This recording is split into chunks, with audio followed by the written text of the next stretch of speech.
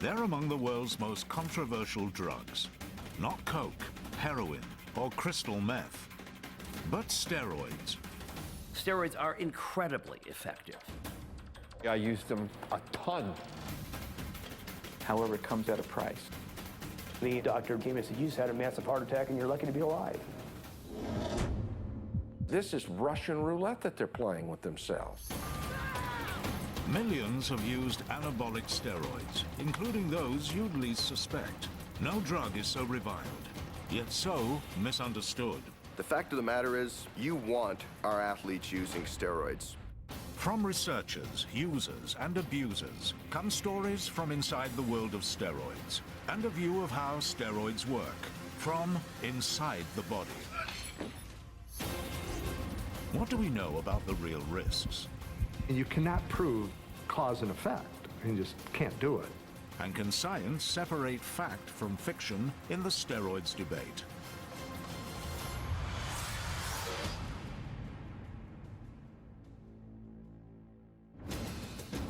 In the Tour de France, blowouts usually happen during the race.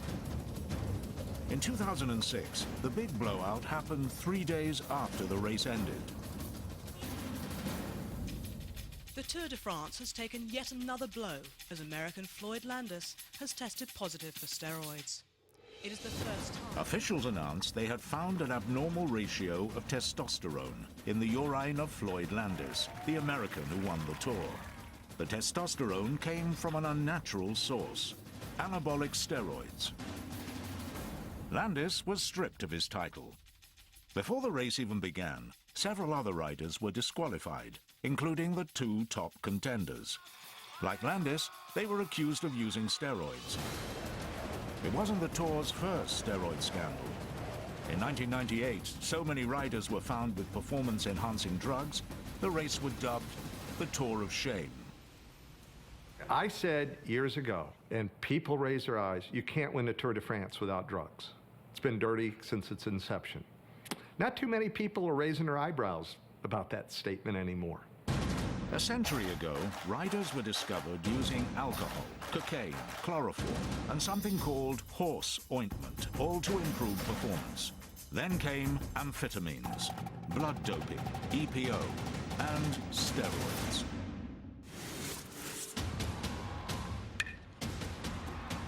Anabolic steroids are illegal without a prescription in many countries, including the United States, Canada, Brazil, and Australia. Yet millions in these countries have admitted using them illegally. The real number of users is anyone's guess. Other than pedophilia, this is the most secretive behavior I've ever encountered. I've had people admit they've hit their spouse, that they've used cocaine, heroin, amphetamines. They'll admit all that before they will anabolic steroids. In professional sports, adamant denials are par for the course. Are you taking the fifth? I'm not here to discuss the past. I have never used steroids, period. There's probably not an athlete alive at any level that hasn't considered using steroids, at least at some point in their career. Are steroids dangerous? Many doctors say yes. How dangerous? Doctors disagree. I'm far more concerned about tobacco and alcohol, methamphetamines, crystal meth, cocaine, and heroin by a long shot than I am anabolic steroids. However, that does not give us license to ignore it or not aggressively deal with the problem. Many of us in the scientific world are a little worried that we may not fully appreciate the long-term dangers of these drugs. When you see this repetitively occur, then you have to connect the dots. Science isn't the only voice in the argument. Others have something to say, and each has paid a price. The champion whose health was ravaged by steroids, the father who lost a child to steroids, and even the athletes who defend steroids. Nobody knows this better than Kiran Kidder. Kiran is a competitive powerlifter. He's used supplements for more than 15 years. At times, that's included steroids. Morning. I'm getting ready to go to the gym here in a little bit. What are you training today? Back and legs. Kidder is also the founder of the World Powerlifting Organization. Today it starts. I personally like to train about mid-morning. So I come out and I'll, try to have a little bit to eat for like an hour or two before I'm going to train. He believes steroids are a widely misunderstood drug. Preconceived notions are that it's similar to doing narcotics and you're, wrapping a rubber band around your arm like a junkie does. But it's no different than taking, a multivitamin on a daily basis. It's just part of a routine. Like this shot of vitamin B12, injectable steroids are taken exactly the same way. And Kidder's earlier use of steroids gives him an insider's perspective on how to use them. I always start out with injectables for a few weeks and then add different orals in over about a 16-week period. Known as stacking, many believe that mixing several different steroids may produce better results. It's good to have a few different compounds in you than an abundance of one. So that just keeps your receptors always clicking and popping and pulling the stuff into your body and utilizing it to the best that it can.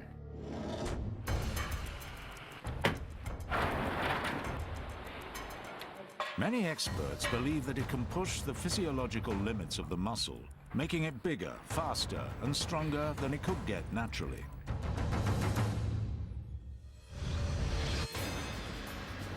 Steroids affect the body by altering the natural process of muscle building. The key to building muscle is protein synthesis and cellular repair.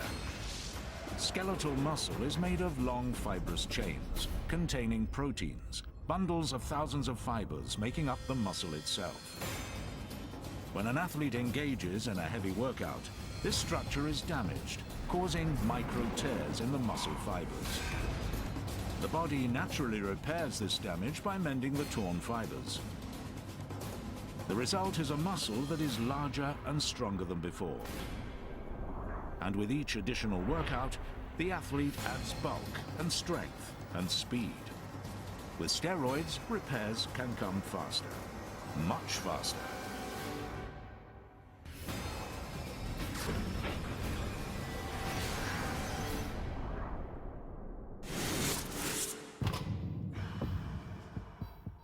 A normal person, when they work out, they're going to break down their muscle, and it takes about 48 hours in between workouts for your muscles to repair themselves. Well, anabolic steroids speed up that process. So rather than taking 48 hours, it may be only 24 hours. So you're able to work out more frequently, longer, more intensely, and then recover faster so you can work out again. And they can build muscles far beyond what an athlete can do naturally. Scientists realized the potential of anabolic steroids soon after they appeared.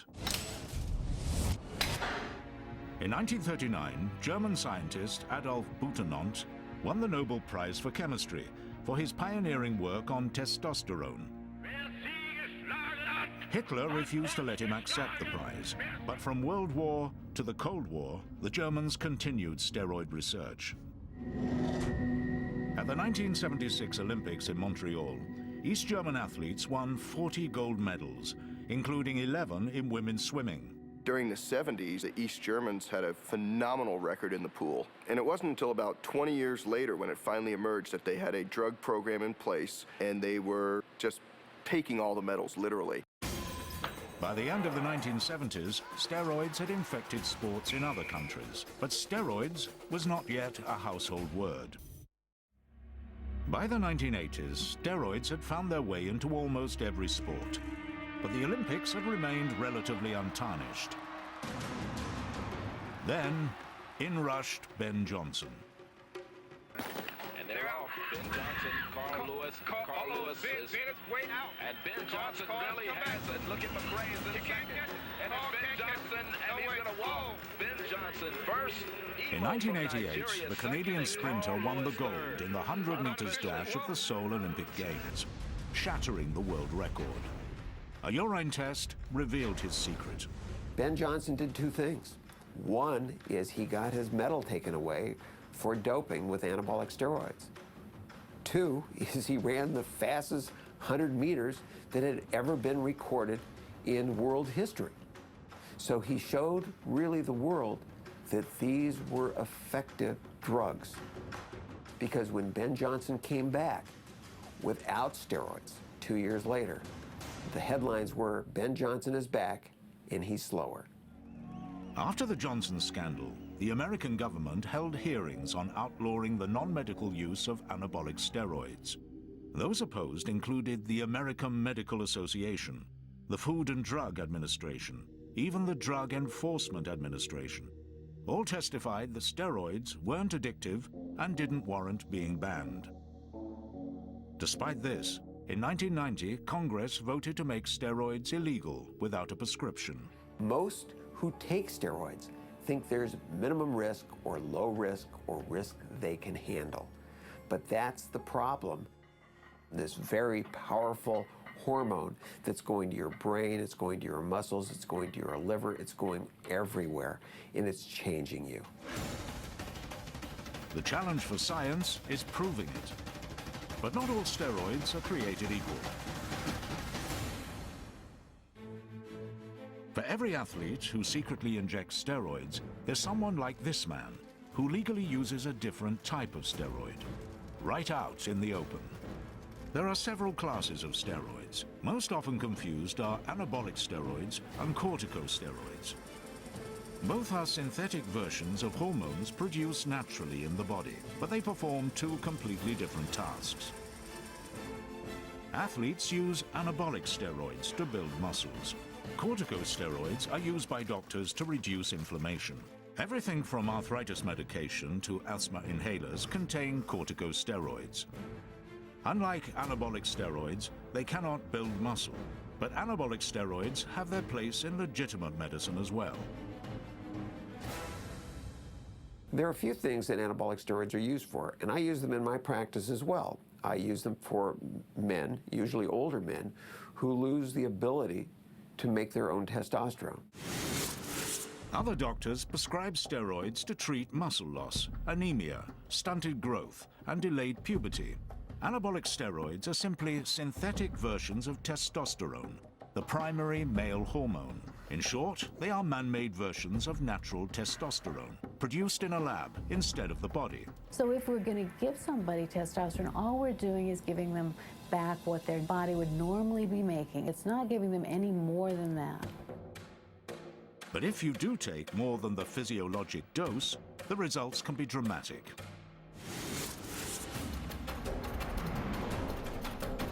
For unknown reasons, when an athlete trains intensely, natural testosterone levels in the body drop precipitously, sometimes to the level of a castrated man. The body also releases another hormone called glucocorticoids to reduce inflammation. But glucocorticoids have a second effect. They are catabolic, meaning they break down muscle tissue. It's a double whammy against the muscle, a drop in testosterone and an increase in muscle-wasting hormone. It is speculated that steroids affect the hormone imbalance in two ways. First, they may replenish testosterone levels after a workout, accelerating muscle repair. They may also block the muscle-wasting effects of glucocorticoids. The result is a muscle that quickly gets bigger and stronger. For athletes, inhibiting these two roadblocks to muscle building provides a huge advantage. Steroids are incredibly effective. A young guy who eats badly, sleeps badly, smokes, drinks too much alcohol, misses half of his gym workouts, and takes steroids can blow away the most dedicated, most gifted athlete who does not take steroids in terms of sheer muscle gains. But to achieve those gains takes high doses of steroids. Doctors prescribe anabolic steroids in what they call a physiologic dose, the amount of testosterone a man produces naturally. Some endurance athletes who want to reduce recuperation between workouts use a physiologic dose of steroids. Some sprinters with higher strength and power needs may use twice the natural amount. But what about bodybuilders and weightlifters? In some of the studies that we have done, we have encountered guys who are taking the equivalent of 100 times the natural output of testosterone. In other words, if you figure that the normal male testis manufactures between 50 and 75 milligrams of testosterone a week, we've seen guys who are taking 5,000 or 6,000 milligrams of testosterone or its equivalent per week from injections or pills. And the more you take, the bigger you can get. For many athletes, anabolic steroids seem like the proverbial fountain of youth. Steroids have profound effects. You could see results in as little as 2 weeks, maybe even less. You'll start to actually see an increase in muscle size pretty rapidly. If you train for endurance, your muscles are going to take on endurance-like characteristics. If you train for strength, your muscles are going to take on strength characteristics. And if you're going to train for size, your muscles are going to take on size-like characteristics. Most athletes have few shots at success. In some sports, it may only be a few years. First of all, athletes work with small windows of opportunities. They don't have forever to make the varsity, to get a college scholarship, to get a pro contract. Secondly, these drugs will take you places that you can lift for 50 years and you'll never get to naturally. They're that potent. That's when some athletes turn to anabolic steroids for an extra edge, to beat the clock and cash in on success. I can understand when an athlete comes to me, a 19-year-old kid comes to me on the brink of signing a $50 million contract, numbers that most of us can't even imagine at 19 years of age. What is your choice going to be? It's clear cut. And as bad as that sounds, as a coach, I'm telling the kids how to try to do this naturally. The pressure to succeed is matched only by the potential of steroids to increase performance and mixed messages about the risks. In the lab, doctors espouse their dangers, but in the gym, most users just weren't seeing the evidence. But others know differently. Kiran Kidder believes that steroids have their place, but they deserve respect. I know people that have taken them 15, 20 years straight. But, you know, the reality is you got to let your body go back to its natural process. It's just like anything, like life is a happy medium. You eat too much food, you're going to be fat. You drive too fast, you're going to get in an accident. Although steroids have been around since the 1930s, the real dangers remain elusive. But many scientists believe that any drug in large doses presents a risk. There has never been a drug made that does not have side effects. There's no risk-free drug that you put in your body. I don't think there ever will be. And I think it's naive to think you're not putting yourself at risk. I mean, these drugs are way too powerful. But the costs of indiscriminate steroid use remain undefined. And many experts fear that these users will eventually pay a medical price. In 1991, one American athlete became the poster boy for the price of steroids. Former professional football player Lyle Alzado announced he was dying of central nervous system lymphoma. He blamed steroids. Yet even in his confession, Alzado diluted the dangers. There was a double-edged sword to his comments that he made in Sports Illustrated. What he told the world is, yes, steroids cause my problem, but there is a safe way to take steroids. But not without a doctor's supervision. Experts agree the abuse of steroid comes with several undesirable side effects. Men may experience a number of short-term cosmetic changes. They can include severe acne on the back, as well as on the face. Gynecomastia, the accumulation of fat under the nipples, causing the breasts to swell. And testicular atrophy, the shrinking of the testicles to half their normal size. For women, the androgenic, or masculinizing side effects are more pronounced, including male pattern baldness, growth of facial hair, and even a permanent deepening of the voice. The breasts may also shrink, and the clitoris enlarge. Other side effects are debatable. One is a spike in aggression from steroid use, known as roid rage. Atlanta authorities are investigating the bizarre murder-suicide involving professional wrestler Chris Benoit and are asking if steroids could have played a part. Animal and human studies show high doses of testosterone increase aggression. Yet not all anabolic steroid users undergo a change of personality. Steroids make an unstable person more unstable. They make an aggressive person more aggressive. Studies suggest only a minority of users turn violent. Between 1993 and 2000, 4 double-blind clinical trials administered high doses of steroids to 109 men. Roughly 5% experienced reckless or aggressive behaviors. You can have 5 different guys who take the same dose of steroids, 4 of whom will have virtually no psychiatric changes, and 1 of whom will go completely berserk. Yet some doctors feel roid rage is exaggerated. I will admit, I think maybe roid rage does exist. I think it's very rare. I think it's been blown way out of perspective. Roid rage isn't the only side effect under debate. People take steroids, men and women, because it works. But it comes at a price. The price? Perhaps life itself.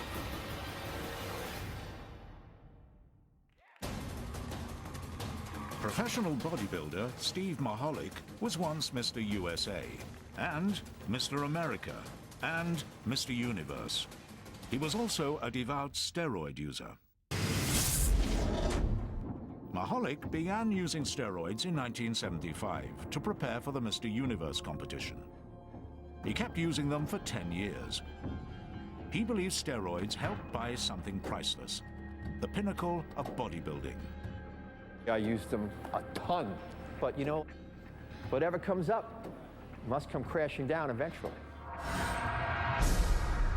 Finally, I collapsed on the stage and went to the hospital, and I had 2 grapefruit-sized tumors on my liver. Mahalik confirmed what scientists believe. In the short term, steroids can build your body. But in the long run, you may pay a price. On the outside, a steroid user might just look bigger, more masculine. But on the inside, doctors believe this can happen. One type, oral steroids, has been linked to tumors and cancers of the liver. Others have suffered a rare condition called peliosis hepatitis, where blood-filled cysts form on the liver and can rupture, causing internal bleeding. Some studies also suggest that tumors can form on the kidneys, decreasing function. As the body loses its ability to filter the blood, toxins build up, leading to fluid retention, increased blood pressure, and eventually kidney failure. But even more alarming is the effect of steroids on the heart. Steroids can dramatically alter cholesterol levels, increasing the risk of heart attack or stroke.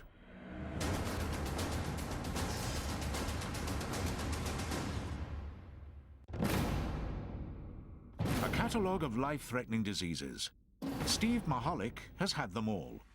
Liver tumors, pancreatitis, gallbladder disease, a heart attack, a stroke, and the list goes on. All my organs were shutting down one by one, piece by piece, and all my arteries were clogged. All 7 in my heart had no blood going to my heart. The doctor woke me up. He said he saw more blood in a dead person than he saw of me being alive. Steve has company. Spare the pain, spare the shame. Let's go. My group of champion bodybuilders, 70s, 80s bodybuilders, are now just starting getting bypass surgery, who's getting valve replacement surgery, who has liver problems, kidney problems, who died from a heart attack. It's all happening. No one ever smoked. They didn't drink. Our diets were impeccable. We exercised as well as did aerobic cardiovascular work. We followed every natural rule and law to keep us healthy and alive. Except they all use steroids. That's the difference. There's that one variable. It's only one variable amongst all of us. But while Mahalik blames steroids, science has reservations. Last 70 years that these drugs have been used in medicine, I'm not aware of any study that's evaluated their long-term effects. A lot of what you see on some of these issues is case studies or anecdotes. So this person used steroids and he had a liver cancer, he had a kidney tumor, and from a methodology standpoint, that's the lowest of the low. I mean, you cannot prove cause and effect. You just can't do it. Proving cause and effect is made harder by steroid users who often mix other drugs, including growth hormone, insulin, thyroid hormone, and amphetamines.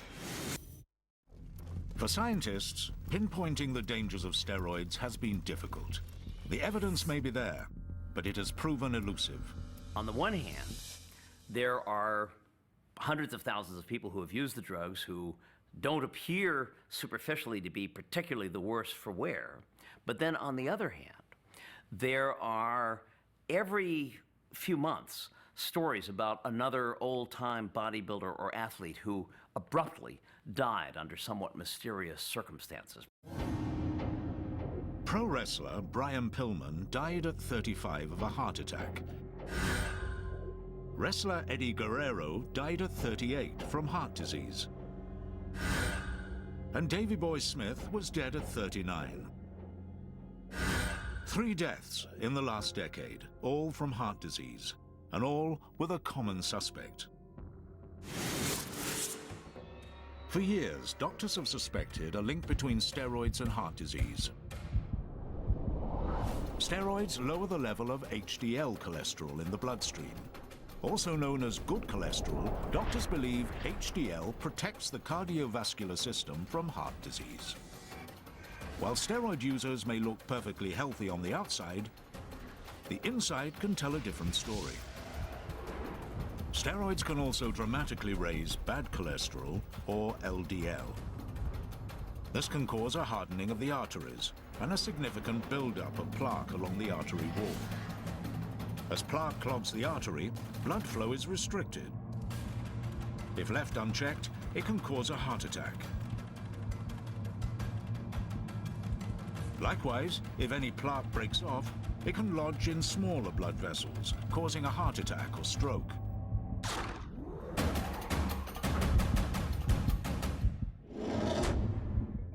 And the damage can be done after only a few years of steroid use.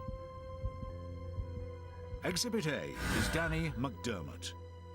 Now a 54-year-old financial advisor, Danny was once a champion bodybuilder. Back when I was competing, and you want to be at that, national level, that international level, you could bet your competition's using steroids. So was Danny. At 36, 7 years after quitting steroids and bodybuilding, he took a body blow. The doctor came and said, you just had a massive heart attack and you're lucky to be alive.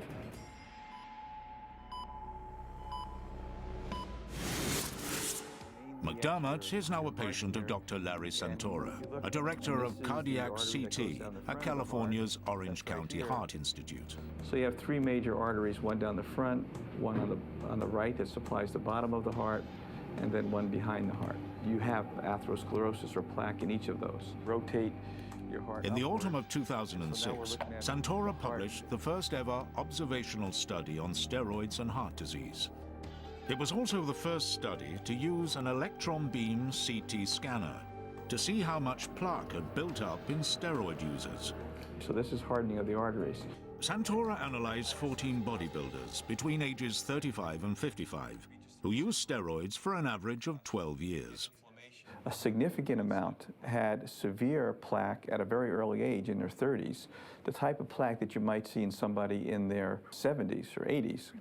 The outside look great, they're massive, well-developed, they're professional bodybuilders. But inside, their arteries were severely calcified or hardened.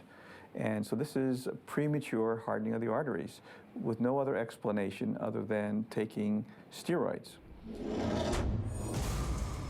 All 3 of your major arteries, you have atherosclerosis or plaque in each of those. To get to this level of bodybuilding and a professional athlete who uses it and performs, they're going to need to take it for several years, and that's when you're going to start to see the effect. And these guys have been doing it for 10, 12, 15 years, and they're going to die suddenly. We're going to see people, instead of dying in their 70s or late 60s, in their 40s, 50s, maybe even in their mid-30s.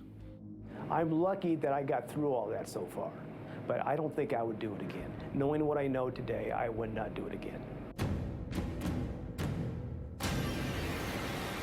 Yet Santora can't prove his fears.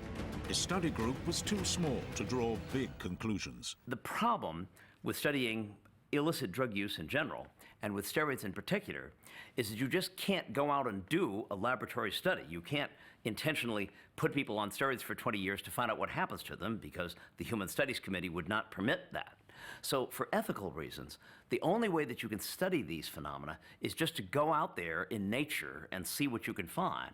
And when you do that, there are all kinds of methodological limitations which make it hard to get convincing, solid results without the risk of some sort of distortion. As doctors search for answers, some steroid users ignore the danger signs. Some doctors blame their own profession. It took the medical community an amazingly long time to actually concede that steroids do work. Even today, you can still find, for example, in the physician's desk reference, statements that steroids have no value for enhancing athletic performance. So that having failed on that count, they were also discounted when they started talking about potential dangers of steroids because they had already lost their credibility. And with the loss of medical credibility came increased use. Today, steroids can be found everywhere and in every sport. They're going to always be part of powerlifting and bodybuilding and strongman sports like that. Now they've become so prevalent in Major League Baseball and other professional sports. In 2005, some of baseball's greatest players addressed the American Congress on steroid use in professional sports. Members of the committee, distinguished guests, my name is Jose Canseco, and for 17 years I played professional baseball. In his book and during testimony, Canseco spoke of rampant steroid use in baseball. Since then, more heroes have fallen. In 2007, American baseball took a major blow. In a massive investigation, over 80 players from every American team were implicated, including two of the game's best players, Barry Bonds and Roger Clemens.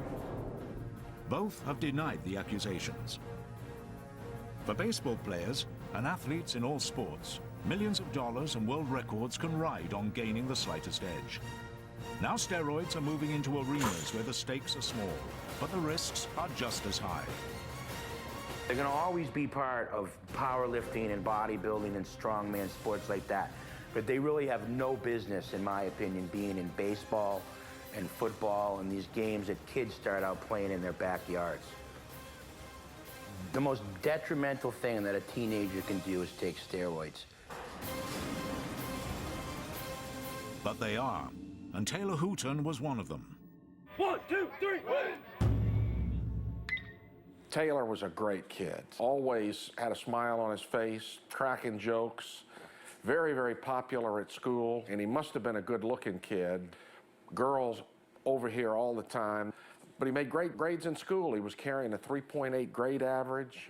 He'd made super scores on his SATs, and he and I were getting ready to make college visits. Taylor Hooton was an average 16-year-old high school athlete until February 2003. That's when he decided to try out for the varsity baseball team. In less than 3 months, he gained 14 kilograms, along with acne, a puffy face, and bad breath. All side effects of steroids. According to the Centers for Disease Control, between 700,000 and 850,000 teenagers have used steroids, 1 in 20. All you need to do is read Jose Canseco's book. A clear message gets sent that at least in his opinion, steroids were a panacea to success. What can be bad about earning millions of dollars, being on the TV every night, setting records, having the women fawn all over them? Very little downside has befallen our professional athletes, those that have chosen to use steroids. According to experts, few teenagers understand the dangers lurking in a growing steroid market. Today, steroids can be easily purchased online from labs in places like Mexico, Thailand, and India. We've heard stories of those vials being filled with flaxseed oil, all the way to those vials containing motor oil. And these kids, our children, are taking these and injecting them into the veins. Soon after Taylor began taking steroids, his personality changed. But what we saw in Taylor was something that was much more severe than normal mood swing. On 2 occasions, he took his pitching hand and drove it through a sheetrock wall. All of the danger signs, everything we needed to know was right in front of us. But we didn't recognize it as steroids because neither we nor our family doctor had been trained to know what to look for. While quitting steroids, Taylor slipped into a deep depression. On the morning of July the 15th, 2003, he went into his room, put a belt round his neck, and hanged himself. Stuff like this is not supposed to happen in middle America, well-educated community. But the fact of the matter is, it is going on. For Taylor Hooton, steroids exacted a price out of all proportion to his goal. He wasn't aiming for a major league contract or a 7-figure salary. He just wanted what any teenager wants, to belong. After Taylor died, several of the kids in particular that were on Taylor's team admitted to my wife and I that they had been doing steroids. And for a period, most of them were scared straight. But something happened over time, something that's really, really scary. A number of those kids went back to using anabolic steroids within a few weeks after we put Taylor in the ground. The temptation to use steroids seemed to outweigh the perceived risks.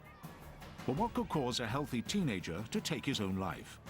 The answer lies deep in the brain. When you take steroids, your hypothalamus in your brain sees all of this steroid coming in from the outside.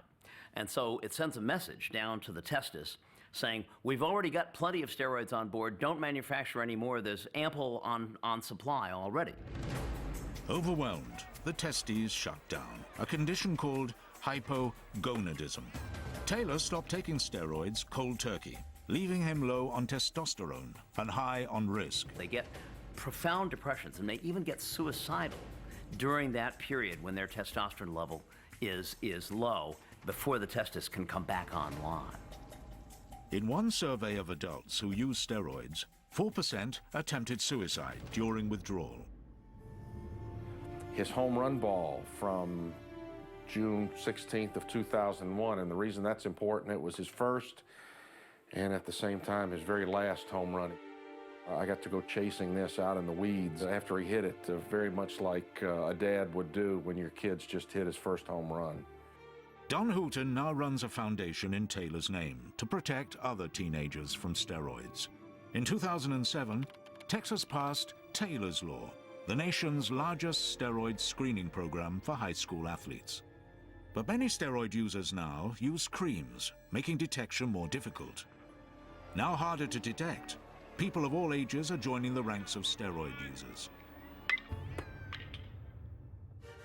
But today, the fastest growing group of steroid users are not high school students or professional athletes.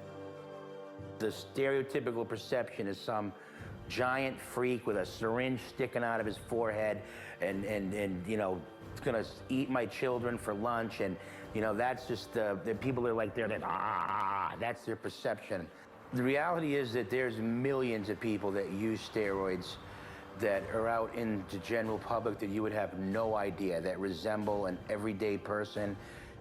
It's estimated that over 50% of all steroid users are not athletes of any kind, but everyday people turning to steroids just to look better.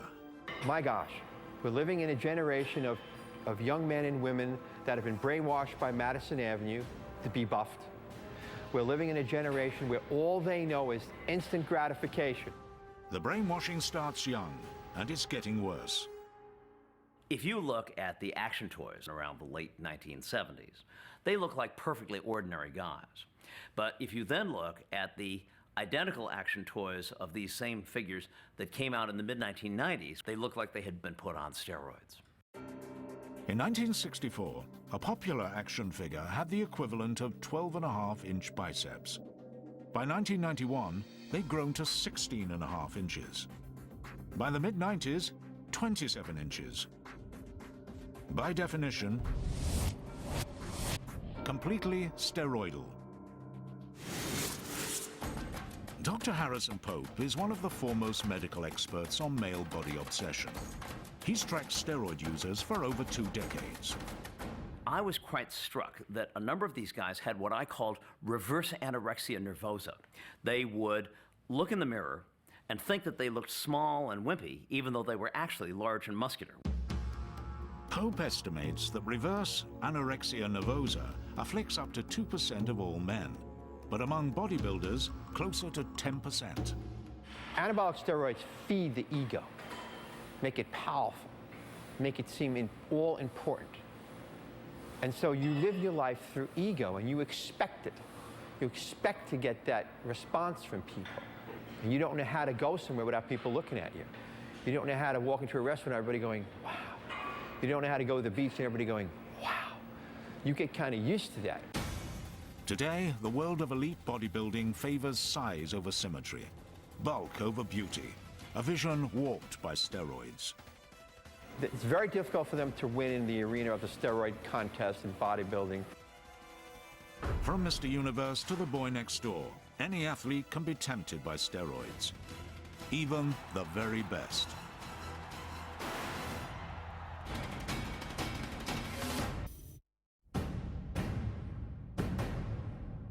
Of all competitions infected by steroids, the Tour de France is neither the oldest nor the most prestigious. At the 2000 Summer Olympics in Sydney, the American track and field star Marion Jones won 5 medals. Sport writers crowned her the greatest female athlete in the world. However, in 2007, she admitted using steroids while training for the Summer Games. Her world records were invalidated, her medals forfeited. At age 31, one of the world's greatest female athletes announced her retirement from her sport. As a trainer, do I want my athletes on steroids? Well, obviously not. But as a consumer, you're demanding the very best out of athletes. And those athletes are going to do what they can to get that to happen. And when they do that, they start to push that limit. And that's a limit that, unfortunately is found in that anabolic steroid. For some athletes, the reward of victory outweighs the chances of getting caught. Just 1 year after Floyd Landis was stripped of his win in the Tour de France, steroids were back. In 2007, a top rider was expelled for doping with steroids. If athletes still use steroids in one of the most drug-tested competitions, where won't they use them? Oddly, in the very sport where they're most abused. In an ocean of steroids, a handful of athletes are swimming against the tide. In Portland, Maine, begins a competition with unusual athletes. Natural bodybuilders, rebels in a sport infected by steroids. These athletes reject steroids, both the benefits and the costs. And no one knows the costs better than their coach, former Mr. Universe and ex-steroid user, Steve Mahalik. Okay, guys, this is what it's all about. All that hard work we put in the gym just amounts to a few minutes on stage, so just really enjoy yourself. From Watertown, Massachusetts, please welcome contestant number 8, Michael Manovian.